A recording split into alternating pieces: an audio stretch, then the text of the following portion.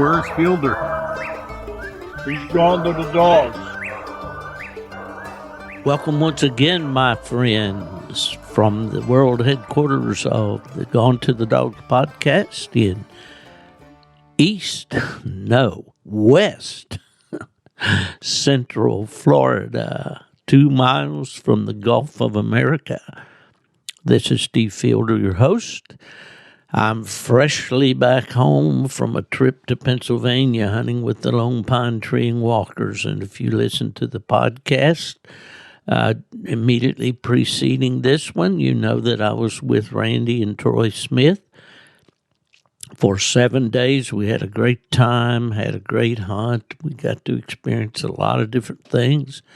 We hunted bunnies with beagles. We hunted coons with those Lone Pine Treeing Walkers, and we also hunted pheasants with Chip Kozer and his Boykin Spaniel Milo. So we put in about 7 days there and nights of just an extremely good trip. Now, normally, this would be a podcast looking forward to my trip to the White River National Wildlife Refuge in Arkansas, in the Delta of Arkansas, just west of the Mississippi River. I made a very tough decision. I'll get my mouth right here, hopefully. I made a tough decision to forego my trip to the White River this year. It will be this would have been the 16th year. Nubbin Moore first invited me out to the White River with his group out there in 2009. The rains, the floods came, and we had to cancel the trip. But in 2010, I made my first trip out to Maddox Bay, and where we stayed in a cabin there for several years, had some great times. Our group at that time included Mr. Fred Sanders, Gary Frog Hayes, Kenneth Raines, Nubbin, and myself. That was our original group. And we rocked on there for a while, and then Randy Smith of Mississippi joined us, and soon brought along his friend and a guy that I've just really grown to love and appreciate, Morris Hardy. Morris is from right there in Batesville, Arkansas, where the Winter Classic is held. So, and then as things begin to progress, we saw Jamie Perrin and his son Trey join our group. Along about that time, Frog, because of his family obligations, had to forego the annual trips, and then, of course, Mr. Sanders passed away. So things changed. You know, the more they stay the same, the more they change. I flipped that old saying backwards. But anyway, this year was a busy fall for me. I had planned a trip up to Katanning, Pennsylvania. We'd planned for quite a while with Randy Smith, and unfortunately, Randy's mother, Shirley, passed away, and we had to postpone the trip by a couple of weeks. Sure did miss seeing her on my trip up there. What a wonderful lady she was. And so the Pennsylvania trip came a couple weeks later than expected. And then this year we had planned our White River trip, for the week before Thanksgiving. We usually go on the week after. So with all that combined, and then I think the kicker was, after those 7 days of hunting, day and night, literally, this old boy was pretty tired. And then, lo and behold, the airline's flight on Monday night out of Pittsburgh was delayed, and didn't get home till about 2:30 in the morning. Now, I had promised Ella, my faithful wife and companion, and my chief executive officer, that I would help her put the Christmas decorations up before I went to White River. Christmas is something that she loves to do each year, and she makes our home really a beautiful, comfortable, warm experience every Christmas. But anyway, I got to thinking, I said, man, I've got 2 days to drive to White River. Usually drive up one day and overnight with Nub and Moore. And then we drive on over to the Delta. And then on the trip back, a day back to Nubbins and then another day back to Florida. So that's out of the 10-day trip, I'm driving 4 of those days. Not getting any younger friends. and as all of this came together in a wad, I said, I cried calf rope, if you know what that is. You Southern boys do. And some of you might call it uncle. And I said, I'm just not going to be able to do it all this year. So here I sit recording this podcast, and on this coming Sunday, when I normally would be driving up to Nub and Moore's, I'll be here in Florida. So for those of you who are wondering why I'm not going this year, I'm not mad at anybody. Nobody hurt my feelings. Nobody kicked my dog. I'm just a little bit weary and decided we'd just forego it. Now, if I were to be totally honest with you, and I do try to do that on this podcast, I will admit that the White River Refuge ain't what she used to be. When I first started going to Maddox Bay with Nubbin and the group that I mentioned, there were a lot of raccoons. And we liked to hunt the area in the North Unit there around Lower Eagles Nest, an area we call the Pipeline. Just wonderful hunting. I've often talked about how we hunted that area. We basically were on our 4-wheelers at that time. I don't think anybody, maybe Frog had a side-by-side at that time for Mr. Sanders had his own 4-wheeler at that time. And we would just stage there at the Lower Eagles Nest parking area in the Kansas Lake section of the refuge. And we'd just head down the trail and go 100 yards and stop and kick a dog out one way and kick another dog out the other way and wait till one treat. And it was just hunting like that, and coons were fairly easy to strike. It was pretty rare for the dogs to go more than, 300 yards to strike a coon. And so we, in those days, we had a real enjoyable time. A lot of time just standing around the 4-wheeler waiting for the dogs to strike.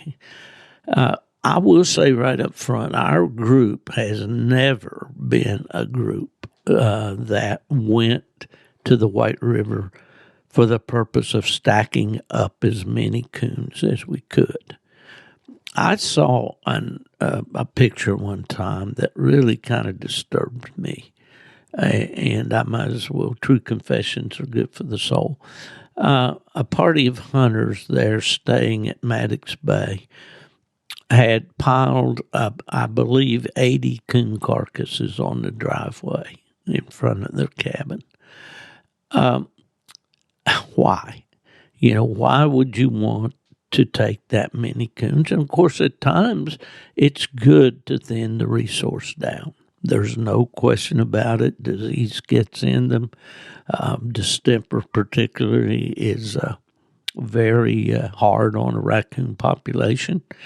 And if the hunters don't take the coons out, nature will. So I'm not against killing coons. No way. But I just wonder if you go to the White River solely for the purpose of seeing how many carcasses you can stack up, you and I are not the same. Let's just put it that way, okay? I like to go for the fellowship, and that's, we've had a evolution there in places that we've stayed. We stayed at a cabin for several years at Maddox Bay, but as our group grew, and then, of course, the ownership of Maddox Bay, due to the death of the lady that Janice that ran that facility, that marina there, and bait shop. When she passed away, then the Maddox Bay marina or whatever was sold and or closed, actually. So we lost that place, and then we acquired, I think it was in 2017, we first went over to a mobile home at Indian Bay there and stayed a couple of years, maybe 3, but I believe it was 2, and it was not the best accommodations. It really wasn't. It was a roof over our heads, let's put it that way. But, we had a good time, had great fellowship there. And then we found the Great Plains Waterfowl Lodge there in St. Charles. And that was my favorite place to stay. It was a duck hunting lodge with all the amenities, a nice large commercial kitchen, large lounging areas that are reminiscent of the big deer and elk hunting lodges out west. And just had a great time there, and everybody had their own bedroom, and it was just a wonderful place to stay. And as things happened, Brian Womack, who ran that operation as a Christian outreach retreat center, and worked us in between the split duck seasons, he also decided to sell that lodge, and so we lost that. And through the efforts, I think, of our friend John Storts, I think Morse Hardy worked with him on that. We secured a cabin out at Holly Grove there, not very far from the Lower Eagles Nest, Kansas Lake area. And that's where we intended to stay this year. And that's where the fellows will be.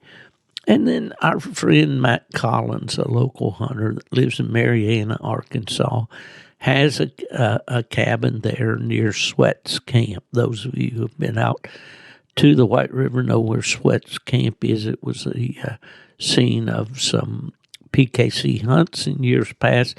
And I believe it was the location that Jarvis Umphers and Ed Beard and those fellows chose to first hold their black and tan reunion that's held each year at Thanksgiving. That reunion moved over to Marianna, Arkansas, to the church camp there, and our good friend Philip over there, and Kevin and Carl Meinhardt was there, and they continue to have that each year. And we usually get there the week following that reunion. But anyway, I kind of got to rambling there, as I'm prone to do. I had to take a short break there.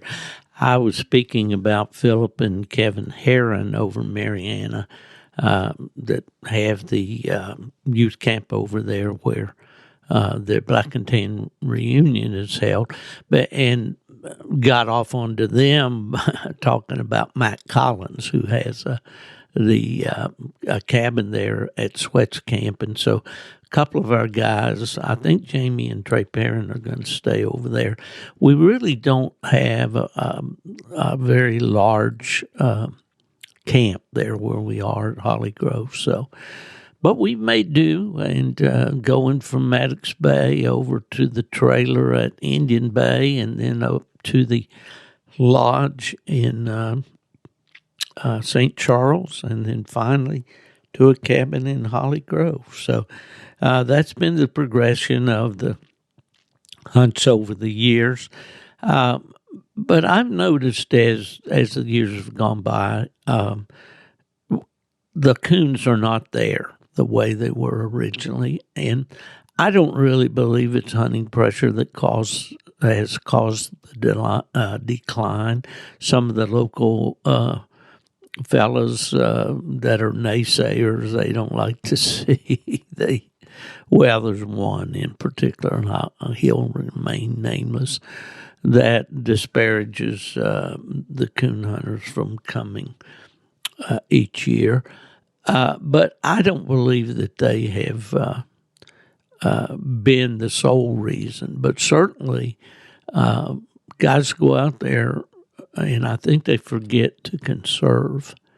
So there's been quite a few hunters there the last few years. My observations are that actually the hunting pressure around in the North Union is not nearly as high as it was when I first started going there.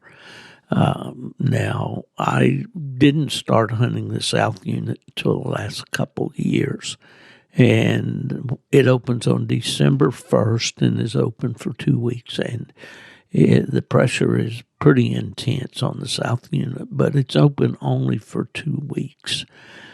But for whatever reason, you just don't hit the coons and in the numbers, and it's just not quite as much fun to me. I've seen some tough nights out there where it was hard to strike a coon. And then, there's been some storms through there that have altered the trails. As I look back, what I call my glory years at the White River, the trails were in great repair. And as I said, we just kind of take it easy. If we were hunting around Kansas Lake or as the pipeline we call it, or anywhere off of Brown Shanty Road, any of those trails, it was just a matter of going out, stopping, and casting a dog right or left. But if you haven't been to the White River, I certainly invite you or encourage you to go. You need to go, if nothing more, to see that big bottomland timber in the Delta there and experience that for yourself. You really need to do that. Now, on that subject, in the last few years, there's been a lot of timbering in that area. A lot of those big virgin hardwoods are being taken out. And for what reason, I have no clue except for greed. It was pristine when I first went there 10, 15 years ago.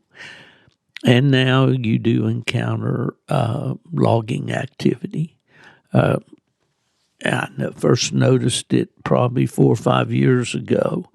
And and as I would sit on the porch in the morning with my coffee at the lodge there in St. Charles, I'd see the log trucks go by, and it would really give me a sting, down in my gut to see that timber rolling down the highway when it's so majestic and beautiful. and serene, and to be able to walk through those woods. The underbrush is usually taken care of by the flooding that occurs there. But there's still plenty of that to see. So don't let this old guy here, influence you to stay home. My reason for staying home this year is very largely due to my age. Make no bones about it, I'll be 80 years old next fall. So it's time for a guy like me to slow down a bit. Haven't quit by any stretch, and I just, I always enjoyed the sport, but it's tougher. It's a lot tougher, and the reason I go to Pennsylvania each year is that Randy Smith just accommodates a guy my age so incredibly well. Having grown up in the area where he hunts, it's never a long walk to a tree, and of course we get to pick and choose. If it's uphill or downhill, I usually stay at the buggy. If it's flat, I go. I'll give you a little assessment at the risk of sounding like a crotchety old man talking about his ailments. I suffer from vertigo. If you've never had vertigo, you don't know what you're missing, but I certainly don't wish it upon you. That means my balance is not good. You can stand and look up and turn slightly to the right or left, and your world goes into a spin. You can imagine how that's difficult for a guy shining trees over a coonhound's head. I will say that in my Pennsylvania trip, my vertigo was virtually non-existent. But there's still, and then here's another ailment. My knees are really bad these days, and I know that I have a torn meniscus in at least one of them. I know that I have arthritis in my knees. I know that sometimes when I try to stoop down or bend down, it's just bone on bone scraping.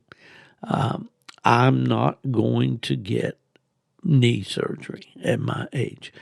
My dad was 88 years old 87 actually, when he had hip replacement surgery. And it did not bode well for him. He mowed his lawn the week he went in the hospital, and he was never able really to walk again. I know a knee replacement is not that invasive. My wife has had one and did very, very well with it, but that was about, 7 or 8 years ago. So anyway, cranky knees. As my Aunt Lena, great Aunt Lena used to say, swimmy headed. It's coon hunting is a challenge for me. But that being said, I still love it. I love every aspect of it. I still love to hear a hound strike a track, get that sucker moving, come on that tree with a nice locate and roll it over to that chop. And I love to walk into the tree and see those eyes up there. And I know you all do. And this is a Coon Hunters podcast, and this is what it's all about. Talking about my ailments, I feel a little ashamed of myself. On my trip to Pennsylvania, I told Randy Smith, we knew that on the last day, the day I'd be flying back, that my flight was scheduled for late Monday evening. And so we had been invited by Chip Kozer of Elite Nutrition. Chip's grandfather, Russ Kozer, developed the Joy Dog Food Company, and then Chip's dad, Chip, ran the company and was involved and in charge when I was at PKC. So I got to see Chip at quite a few events. And then he in turn sold the company. And the present Chip Kozer, of which I speak, of course, is the grandson of Russ. And he worked for Joy after Wade Grasowitz. I hope I'm pronouncing Wade's last name right. Bought the company, and then Chip went with Elite Nutrition. They make all kinds of supplements for dogs and humans, and I think that Joy Dog Food is the Elite is the largest, if not one of the largest, if not the largest distributor of Joy Dog Food. So anyway, that relationship is still very close. But I knew that we were going to be able to go into be able to go hunting with Chip on Monday morning, pheasant hunting. And so when that was over, we would have some time before my flight to go by and visit Randy's longtime partner in the Lone Pine Dogs, Tom Strang. Now, Tom lives in Washington, Pennsylvania, which is south of Randy. And if you know Tom, I don't know all the exact details, but Tom was building a new home, and the home was completed, and it's beautiful. It's a log home. But in the construction of the home, there was an accident in which Tom fell from the loft of the home, and the result was that he has been now for several years paralyzed. He's paraplegic, and but what a guy! I mean, what would have probably killed most of us, Tom, it only made Tom stronger. I think he's been an amazing guy. He's competed in every kind of competition you can think of, these wheelchair races, and all more recently he's been fishing in tournaments and winning awards right and left in those tournaments and all. And he and his lovely wife Agnes greeted us there Monday, and we sat down at their table, Randy and Troy Smith, Tom and Agnes and I, and just had a wonderful, wonderful visit. As if that physical tragedy wasn't enough, they suffered here just a few years ago a horrible house fire that started in their basement and required a lot of repair and so forth. In fact, I think they lived in a hotel for a year. Can you imagine that, especially with Tom's challenges? But the mind is still sharp. The love for the treeing walker is still there. And hearing Tom tell the stories of Toby and Ellie and the different dogs that he and Randy have had together over the years, just a great, great experience for me.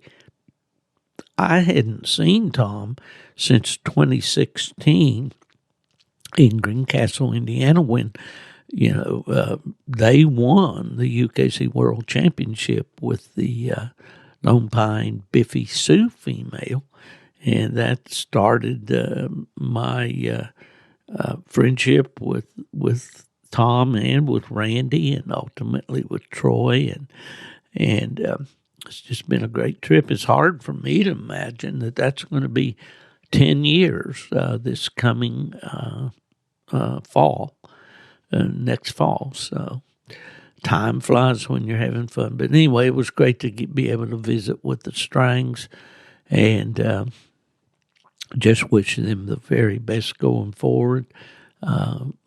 and many, many more years of good health despite the challenges that come our way. You know, when I talk about my aches and pains, you know, I'm reminded when I'm in the company of someone like Tom, you know, when I complain about getting up out of a chair, I can still do that. And for Tom, you know, it's something that requires a lot of effort. Anyway, so got on that old Allegiant jet at Pittsburgh Airport. It was late. It was about 10 o'clock, I guess, or thereabout when it took off for the Southland, and about a 2 hour and 20-minute flight. And my brother Randy, who lives in Florida now, picked me up at the airport. I guess we got home. I got in bed about 2:30. So it's been a tiring week for me. I just totally crashed on Tuesday. And hopefully this podcast is going to make the publisher. Colby Moorhead has been great, despite my tardiness at times. But anyway, as far as upcoming plans, the next event that I'll attend, good Lord willing, will be the Grand American in Orangeburg, South Carolina. I don't know for sure where I'll be hanging out this year because Full Cry, I don't think Full Cry will be there, but they may.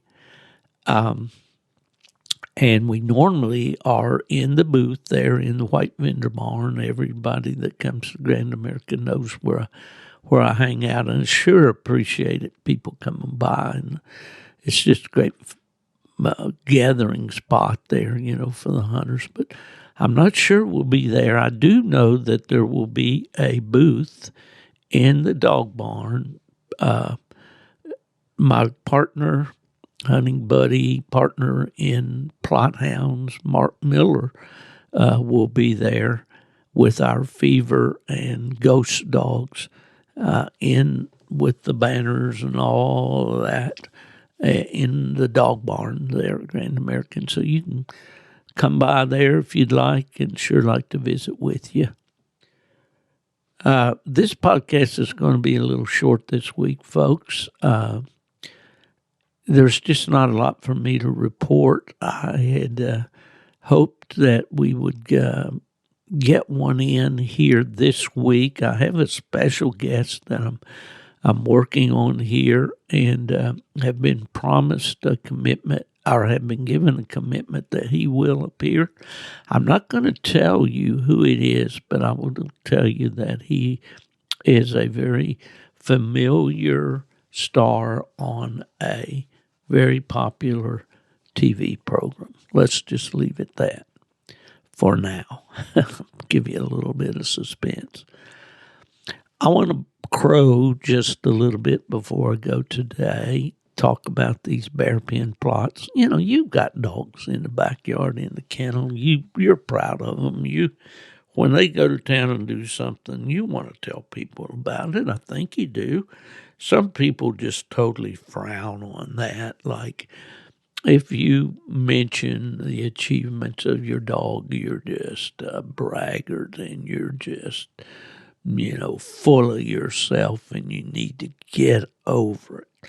Well, maybe some people are, and maybe that's what you think of me when I talk about my dogs. But you know what? I don't care. I enjoy my dogs. I'm very blessed to have some good ones. There's no way I could have those dogs and them having been able to accomplish what they did without partnerships and without friends. And Mark Miller has been a wonderful partner to me, and our friendship, I think he would tell you the same, it is golden. We enjoy talking to each other. We enjoy talking dogs. We enjoy sharing the accomplishments of the dogs. And man, I wish that I had let me look right here just a moment. I was going to do the unpardonable sin and just read off a list of things here, and I'm not going to do that because that for sure would bore you. But let's just say we had a weekend here just recently where between Fever and his pups, they won a bunch of stuff. And the reason I say this to you, number one, is I'm proud of it. Number two, you can have a lot of fun with these dogs. And UKC has developed some programs, as well as PKC and Pro Sport, of course, that allow you to have fun with your dogs. And just to mention what went on, Fever was hunted 2 nights and won cats both nights. Of course, he's a Grand Night 2, working toward the 3.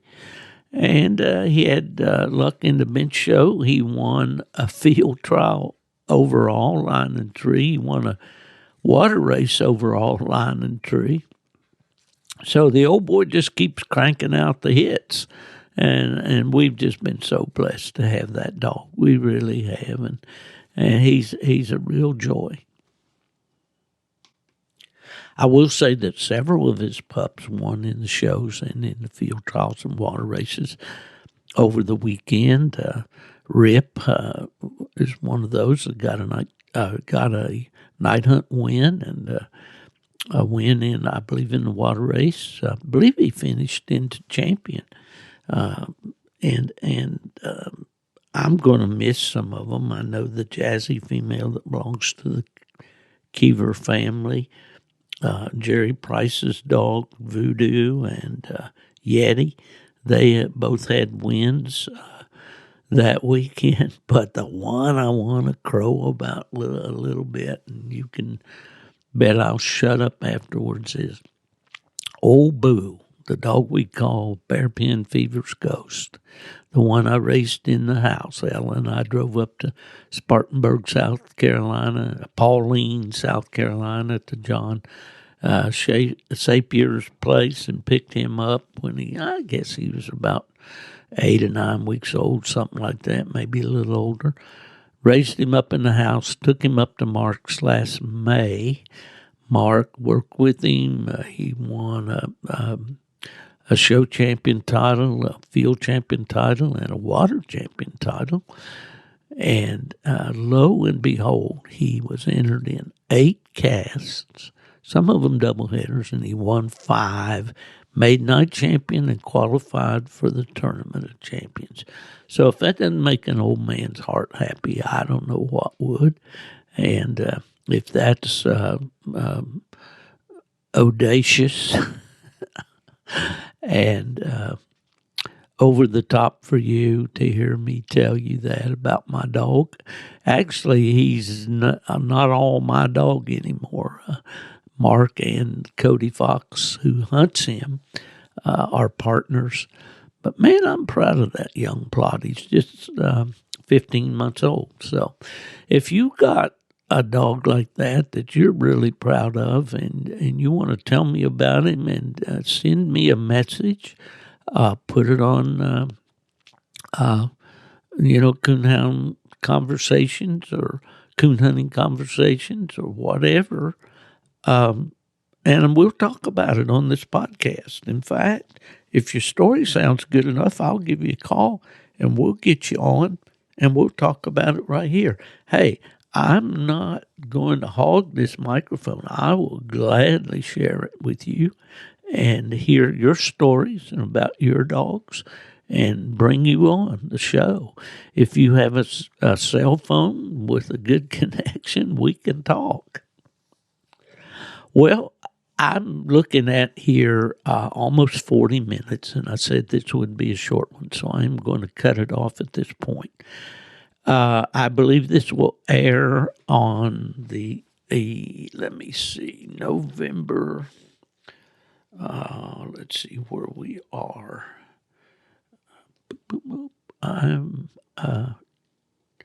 actually recording this on the 14th, and this will air on the 17th of November. And then, so that's only about 10 days or so from Thanksgiving.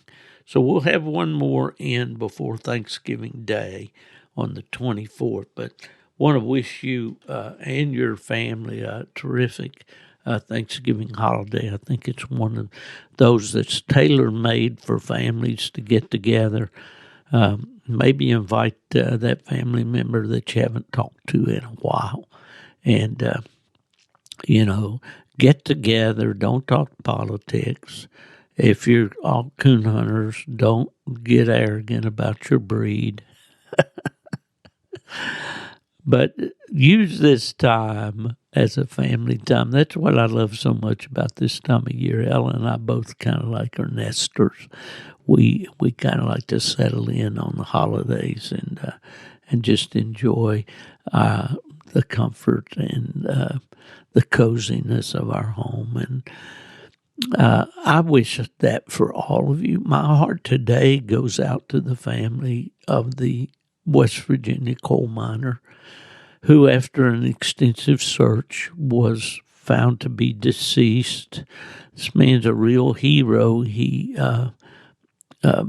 made provision for all 17 of his miners that were under his watch. He was a foreman.